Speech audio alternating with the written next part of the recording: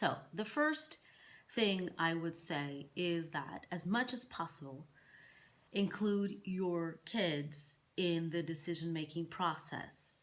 Of course, if they're little, they won't even hardly understand what's going on.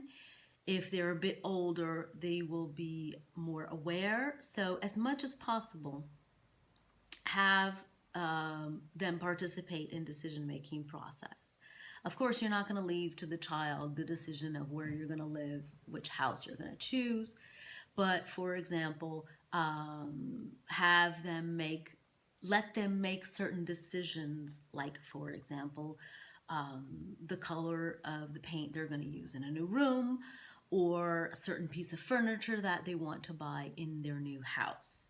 So these feelings, the feeling that they are a little bit in control of what happens, I think makes a lot of difference.